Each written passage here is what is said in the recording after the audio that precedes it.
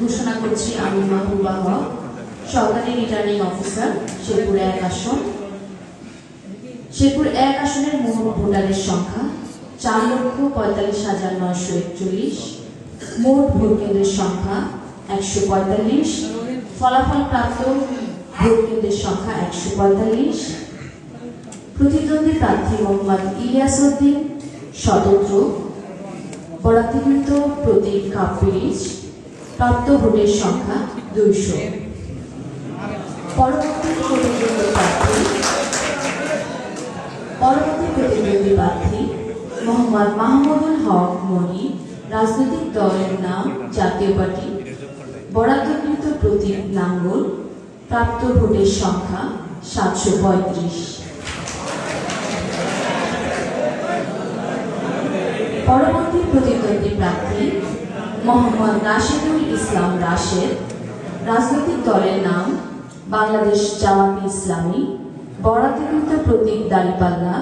প্রাপ্ত ভোটের সংখ্যা 1,25,941।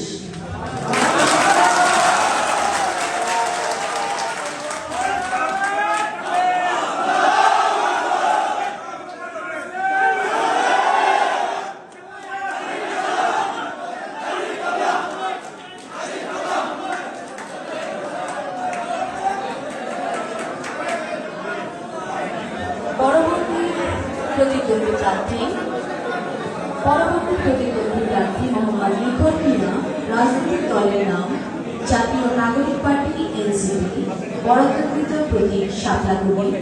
প্রাপ্ত ভোটের সংখ্যা 452। পরবর্তী প্রতিদ্বন্দ্বী প্রার্থীর নাম মোহাম্মদ শফিকুল ইসলাম মাসুদ, রাজনৈতিক দলের নাম স্বতন্ত্র, বরাদ্দকৃত প্রতীক মোটরসাইকেল। প্রাপ্ত ভোটের সংখ্যা 61,733। এবং সর্বশেষ প্রতিদ্বন্দ্বী প্রার্থী সানসিলা জেবরিন, রাজনৈতিক দলের নাম বাংলাদেশ জাতীয়তাবাদী দল বিএনপি, বরাদ্দকৃত প্রতীক ধানের শীষ। প্রাপ্ত ভোটের সংখ্যা 77,808। মোট বৈধ ভোটের সংখ্যা 2,66,869। বাতিলকৃত ভোটের সংখ্যা 5,054। সর্বমোট প্রদত্ত ভোটের সংখ্যা 2,71,923। প্রদত্ত ভোটের শতকরা হার 60.98%। স্থগিত ও বন্ধ ঘোষিত ভোট কেন্দ্রের সংখ্যা 0। স্থগিত এবং বন্ধ ঘোষিত ভোট কেন্দ্রের ভোটার সংখ্যা 0।